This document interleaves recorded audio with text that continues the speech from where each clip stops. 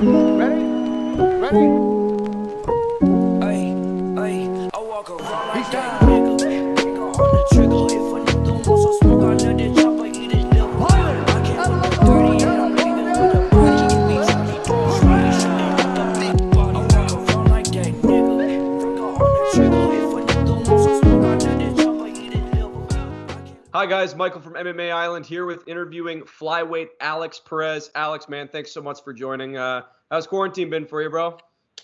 It's all right, man. It's a little difficult, but not too bad. Just keeping active, I assume. Just Trying to manage this, crazy times we live in. Yeah, definitely.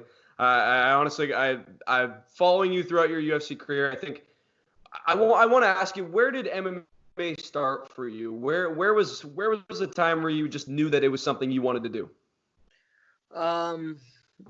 Honestly, it started probably back in 2010, 9, 10. I was helping one of my friends get ready for a fight at Tachi Palace. It was PFC back then. I was helping him get ready, and I kind of wanted to try it out, but he was just like, "Nah, man, let's see what you can do in wrestling in school and see what's going on." And then, I graduated high school, and I was like, "Man, I really wanted to fight." He's like, "Just go to school and then, train," kind of thing like that. And did one fight, made 2010. I took an amateur fight, and then from there, I was like, "I'm gonna roll with it. What's the worst that happens?" Yeah, man, it's so. One question is do you think MMA is something that everybody should be trying out? Because I know a lot of people talk about how it's a necessary thing to for people to know how to protect themselves, all that. Like, do you think going back, like everybody should be trying out MMA, seeing if it's for them? I think in general, I think just trying out different things. Like for me, I wanted to try it out, and because I don't want to get older and be like, "Man, I could have done that. I could have been, whipping this guy's ass," or been older and be like, "Man, that could have been me." So I take a leap of faith and went for it and kind of made it into a career. But as long as you try it, I mean, the worst that happens is that you don't like it. And second thing is, like, nowadays you don't know what the heck's going on. The world's getting like crazier and crazier, so I think it's a good thing to learn how to defend yourself in general. Just in case something does happen, you don't know what the other person's gonna do or someone's gonna do to you. But it's always be prepared. Definitely. So like one thing I've asked myself is there ever a time too late for someone to start MMA? Obviously, you're not going to be 80 years old hopping in and learning BJJ and all that. Is there ever an age where it's like, maybe I kind of missed my shot at it, and is there ever an age too young as well? Like, I don't think there's an age too young. I think with the younger generation, because I used to coach youth wrestling, and biggest thing I've seen is like parents super pushing their kids, like, "Oh, we got to win every tournament. We got to do this," instead of just sitting there and having fun. If they're young, I feel like just let it be a sport, man. They win, they win. They lose, they lose. I mean, they're going to learn eventually. Once they get older, once a kid until about maybe, 6th, 7th grade, then you can start taking it more serious. The older you get, the harder it is to learn something. I've learned that, by coaching. I've coached guys I've never wrestled before, and they're like 20, 28, and you would think like these guys, it should be easier for them to learn. It's actually a lot harder for them to learn. So I just feel like that whenever you jump in, just make sure you jump in 100% because it is going to take time. Whether you're trying to jump into like one discipline or all of them, it's going to take a while the older you get. But I mean, starting is always great, sooner rather than later. But if you start late, it's not a big deal. so when did you start competitively going in sports? And even as a kid, did you play any like soccer, hockey, any of that type of stuff? Yeah, we actually started in soccer, and then we ended up moving from Sparks, Nevada, to back home where I live at is Hanford, where I was born at was Hanford, and then started wrestling there about 6th grade, and it was kind of not like we were supposed to use wrestling to get us to college. Come from a big family. None of our age of me, my brother, like my cousins, no one had gone to college and with a degree. So mom was like, "Well, you guys are gonna go to school," and literally it wasn't like super competitive, but we were competitive as we were like I was me in the sport. Mom didn't really like care if we won or lost, but it was more like on us, like to get the drive going, get the blood pumping, and try to get that win. See, and that leads me to my next question is throughout sports and obviously being in the entertainment business, all people talk about is like, oh, the Conor McGregor, like even Colby Covington got hyped about it, is looking at people who trash talk. Have you had experiences with like heavy trash talk in the UFC or outside of the UFC? And what's your opinion on that type of stuff? I mean, I really don't talk too much. I can't just let my actions show more. But if the person needs to talk, let them talk. Some people have to hate their opponent. I mean, I've always competed, so I don't have to hate my opponent to compete. Or I don't have to trash talk. I mean, there are times that guy trash talk, I'll talk shit back, but I'm not really one to push the envelope. If you do, you do. If you don't, you don't. To me, as long as you sign that contract, that's all that matters to me. Any experiences inside of the UFC? Like any of your opponents ever even try to get you going? Eric Shelton was the only one who was just like, oh, I'm gonna finish him. I'm gonna do this, and I talked shit when I was fighting. I was just like, oh, cool.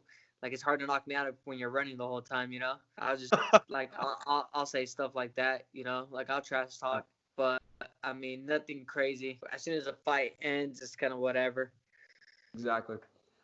So going back into fight talk, this is a crazy time. There's been talk about you. Like I know you had a fight set with Kai Kara France, and is that fight even still happening? What's the deal with all that? So the fight was gonna happen, but he said that he can't travel, or like his parents don't want him traveling, something like that, which is cool. You know what I mean? I'm not sure if his parents are older or not. This whole coronavirus thing is gonna scare some people more than others. Kind of just it is what it is. I mean, if he wants to fight, we can fight. It doesn't matter to me. I'm kind of just in limbo right now, just figuring out what's gonna happen. So what's your opinion? Like, because like there's been multiple fighters that say that they're not comfortable fighting with coronavirus going on. Stephen Wonderboy Thompson, to name one. For you personally, how comfortable are you fighting with coronavirus going on? Even I assume you don't care if there's fans or not. Like just where do you stand with coronavirus going on and all that? To me, I feel like, I mean, I'm just going off of what I'm like researching, reading. Like, if you're healthy, I mean, it does affect you, but it's not as crazy as bad. I mean, I don't want to get no one else sick in general, but yeah. I feel like I'm healthy, and if I did have it or I did get it, I feel like I would be fine. But fighting wise, I'm down to fight, man. That's what I do for a living. Like people are like super mad at the UFC for trying to put on events and stuff, and I feel like, well, how are you guys mad when you guys all are trying to work? This is our job. Like doesn't matter. Like, yeah, it's kind of different, right? Like I'm punching someone in the face. I am making contact with someone, but at work you have to make contact with someone. You have to do something. I mean, I feel that the UFC is doing all the right things to, testing. We're supposed to test people before they left when they got there. You're not supposed to leave the venue, stuff like that. So, I mean, I feel like they're doing the best thing, and I feel I'm comfortable fighting. I feel that the UFC is doing a great job to protect us. So why not fight? Yeah, that's one thing that I think I agree with you totally is looking at the UFC and the job that they've done to try to get back into fighting. Obviously there's been WWE that they say is an essential business in Florida, and then obviously it looks like the fights are happening in Florida. It's a crazy time, man, and that's one thing I think is totally prominent. So you're totally good with it. You think totally get the fight going and. Yeah, man. I mean, I'm down. I hit up my manager and I hit up Mick, and I was like, dude, I'm down to fight 45s, 35s, 25s. Just let me know, Like I said, everybody wants to work. Everybody wants to get paid. So this is what I do for a living, man. So I'm down. So looking at the 125 division, the flyweight division, where do you think you stand right now in that division? Are you how many fights away are you from getting a title shot if you won all of your fights? Where do you think you stand right now currently? It's kind of a weird division because there's not so much depth in there. I mean, you got Joe and Davison Figueroa most likely gonna fight again, which doesn't make sense to me. I feel like Joe got knocked out. Yeah, he caused himself to get knocked out with a headbutt, but I mean that's the way he fights. He headbutts everybody. He headbutted me. You know, see him saying, "Oh, we deserve a rematch." I feel like it should be Pantoja and Figueroa fighting, and then I feel Brandon Moreno's right up there too as well because he's beat Joseph Flamingo. So I'm saying like 2 to 3 fights. I should be up there, depending on who they give me.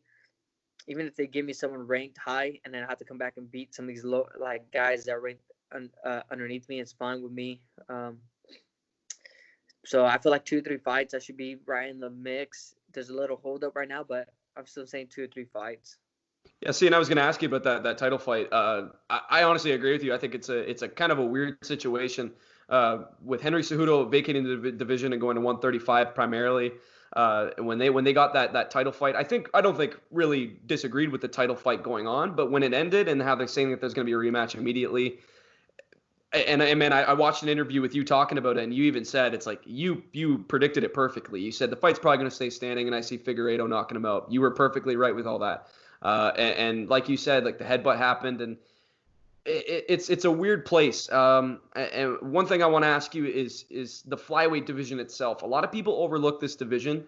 I know you talked about the depth. Where do you think, like, what can bring this flyweight division to get some people's eyes on it? Honestly, man, the fights that I've seen lately from all flyweight guys, they're exciting. I just feel like we don't talk like lighter weight guys don't really talk much. We don't have like I wouldn't say we don't have a voice, but we're not about the smack talk. I think people want to see that more. I mean, I think if you put us on the card a little higher too, as well, instead of just opening up the events, but I feel like you put us on the main card. Fight like on the Fight Pass prelims, like on like the main card on there or something like that, where we get a little bit more attention. I feel like that can build. It's just hard to say because I feel like we're some of the best guys in the world. Yeah, we're the smallest guys, but we're some of the best guys in the most entertaining fights. We're always in shape. We always come for 15 minutes. So it's kind of hard to say, man. People always want to see people in the U.S. People all around the world just want to see big guys knock each other out, but that hardly happens, and when it doesn't happen, it's like a 3-round divorce fight have you ever seen in your life. Two big dudes putting their hands on their freaking knees, trying to catch a breath, or lightweights and nonstop action. Yeah, I see what you mean with that, and I want to talk about what you were saying about the getting attention and all that. And obviously, outside of the Ultimate Fighter, I think where you got a lot of attention is your most recent fight with Jordan Espinoza. I want to talk about that fight because you were looking good boxing, and then as soon as you went for that takedown, the fight was over in about 30 seconds. I want to ask you this: other than that fight, when you're on the ground with an opponent, how confident do you feel? Like how easy does it feel for you to pull off submissions? You pulled off multiple. Honestly, I feel comfortable everywhere. That's why I try to tell my training partners, man. Like people laugh. People have never seen me off my back, but I train off my back all the time. People have never seen me, defend takedowns or do crazy. You know what I mean? Like I'm in those positions every day, and I get my butt kicked every day by my training partners, by some of the best guys in the world. Some young guys that you guys haven't even heard of, but they're gonna make their way up. And I think just confidence by training with those guys and getting killed by those guys and doing all that stuff, it helps me become the person I am. It helps me become as confident as I am when I'm in there. As soon as it doesn't matter if I'm on top or bottom or standing, I feel comfortable wherever the fight goes. So like people think I primarily want to take people down. I really don't. I just go wherever the fight's easiest for me. Because I see you're a big stand-up guy, well, obviously I'm going to go for a takedown. Why am I going to stand there and give you a chance to win? Well, I'm going to go wherever makes the fight easier for me. So was that the deal with Espinoza? Like going back to that fight, was it? What was? Honestly, I was trying to stand with them. I was like trying to stand with them when I put him against the cage. Like I literally remember like he like kind of jumped into my arms. Like, oh shit! Well, go for the takedown. It was just one of those things. Sometimes it happens on the fly. Sometimes you set it up. Sometimes it doesn't. You just got to go with the flow. Like I could let go. When I fought Benavidez, I had to take that on him. I can't just let it go because I feel like I can knock this guy out. You know what I mean? looking back, I wish I would have took him down. But, sometimes it's just the decisions you make on the fly or what, impacts the fight. And that was like, hey, I'm going to take him down. Screw it. I'm going to go. Yeah, so I think a lot of things a lot of fighters talk about is and they're either one way or the other. Some fighters want to get in a brawl, and their brain tells them, maybe I should calm down a little bit and play a technical battle. And some fighters want to get in a technical battle, and then their brain tells them, let's get into a brawl. Where do you stand on that? Honestly, man, like this last fight with Espinoza, I was telling people my biggest way to win is like gotta keep the inner Mexican in, man. Because once I get hit, sometimes I'm like, hey, fuck, man, you hit me one time, I'm gonna fucking blow your head off, So that was my thing. I was kind of I gotta relax, man, kind of breathe. If he hits me, I gotta be like, all right, just kind of mental note, like, okay, I'll get you back. For me, it's whatever. Like, I don't mind like going to blows with somebody. I don't mind like doing a technical battle. I don't mind making the fight ugly. I've been in all three kinds of fights. I have 30 fights underneath my belt. Like, I've been in every type of fight you can think of. So it just depends on what I'm doing, how I feel that day. Sometimes there's times that I don't feel good. I've had the worst weight cuts. And like, man, if I don't take this guy down, I'm getting knocked out. I've taken him down, rode him out, kind of like position play, So it all just depends on who I'm fighting, how I feel that day, what's going on. So I want to talk about your team. How close is your team, and how much fun do they make it, like training together? And who specifically has just helped you throughout your UFC career? Well, my team's super close, man. We have a group chat. We talk all the time. We hang out. We have barbecues at each other's places. We're always around each other. Constant. I mean, we train Monday through Thursday. Friday on our days off, some of us still meet up. Saturday we train together. We barbecue after. So we're super close. And my whole team's helped me from anywhere from Chito Vera's probably one of my main training partners. Me and him are like brothers. But Louis Samoka is up there as well. Like, he lives right next to me, like probably like 5-minute walk, So like we're right next to each other. He's helped me a lot. Different aspects. You got a guy like Desmond Torres, young up and coming kid. A guy named Yuma Haraguchi from Japan, super karate style, helped me a lot for that Espinoza fight. He's got different mixes, man, and all the guys helped me get to where I'm at. Without any of them, I probably wouldn't be where I'm at. Like, like they've all bring different aspects and they're all good at different things. So I'm lucky enough to have that many small guys around me that can help me change my game and elevate my game. So who do you look at? Like, I know you mentioned like some of your up and comers. Who do you look at that as someone that the UFC fans should be watching out for and saying that this is a guy you can say you cheered on before he really hit the scene? Two of the kids, like I call them kids, were like he's like 22, and another guy they're both about 22, 23. Desmond Torres and Yuma Haraguchi. Desmond Torres, he fought in the Contender Series against Steve Garcia or Romero, something like that. I can't remember the kid's name. He came in like missed weight by like 4 pounds. We still took the fight, but he got beat. But Desmond's super good, man, super talented. He destroys me all the time in the gym. And then Yuma Haraguchi, man, kid from Japan. He's tough. He's definitely the next up and comer from Japan.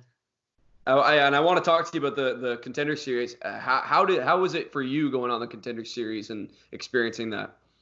It was crazy because I was actually getting ready to fight for Tachi Palace against Chad George, and they called me. They're like, "You want the spot?" And I was like, "Sure." I was like, at 25, so yeah. I was like 155, about 3 weeks out, 2 weeks and then the fight week. So I was like, all right, whatever. And then I got hooked up with Perfecting Athletes. They're my nutrition company for that fight. I've been working with them ever since. And, they helped me make the weight, helped me hydrate, made me feel good. Probably the best I ever felt, easiest weight cut I had to that point. And then I just remember just weighing in, getting ready and just relaxing, man. Just kind of like, it was crazy because I was in the back. I warmed up. I'm looking around. My coaches are all nervous, man. It's a big opportunity. I had given myself a timeline. Not too many people know. I gave myself until I was 27 to fight. And if I didn't make it by 27, I was going to retire because I was like, man, I want to start a family. I want to get a good job. I can't be living off small paychecks forever. So then I went out there kind of just like, hey man, this guy's gonna get knocked out, or I'm gonna get knocked out. I'm just gonna let everything go, and thank God it worked out for me, man. Wow. Ever since then, just been on the roll.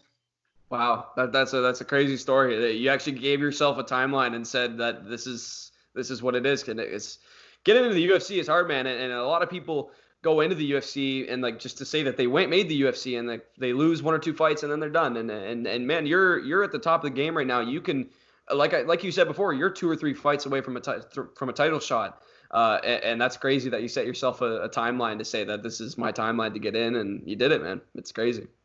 Yeah, it was just one of those things. I didn't want to be older. I mean, no disrespect to anybody, but I didn't want to be 28, 29 years old still trying to get in, Yeah. living on people's couches and stuff like that. People don't understand. The UFC is probably one of the UFC, Bellator. If you're a signed fighter, that means you're not selling any tickets for them. And I'm not sure how one pays, but UFC and Bellator, if you're a signer underneath them, that's when you start making real money. If you're fighting for Bellator, making, selling tickets, you're not a fighter for Bellator. You're not making a lot of money. You're making maybe $2,000 and $2,000, $4,000, which may seem a lot for one night, but in reality, by the time you pay all your bills, your rent, your food by the time you pay your food and your trainers by the camp, who knows how much you have, So I just made a decision. Like, I didn't want to be 29, 28, 29, 30 years old, still trying to make it. I wanted to, my goal is to own a home one day, and fighting wasn't going to do it at that point. And yeah, thank God, like, I've made it, and, I'm close to my goal. So being ranked in the division, where do you stand with when it comes to getting future opponents? Obviously, if this like with the Kai Kara France scene, if that works out, but if that doesn't work out, are you the type to just wait, let Dana White and Mick Maynard figure it out and get your phone, like pick up your phone, whoever they want you to fight, you fight? Or are you the type to be like, listen, I want to fight, I want to be fighting as soon as possible? Where are you on that? I mean, I want to fight as soon as possible. You know what I mean? I tried to jump on that short notice UFC card when they were gonna have it in California. I tried to jump on this one. I'm always down to fight. Like I said, this is my job. Opponent wise, man, I've only said no to one guy, and the one guy I said no to was because I was traveling a lot at the time, and it wasn't like I was gone like every other week helping corner people, so I wasn't really getting the right training. But I mean, everybody that asked me to fight, I've said yeah, short notice or not. See, I've only had 2 full camps in the UFC. My first fight in the UFC and this last one with Espinosa. Everything else was short notice. So, Wow. I mean, people like, I mean, I'm down to take short notice fight, but I don't see the need to sometimes. Sometimes I do, just kind of depending.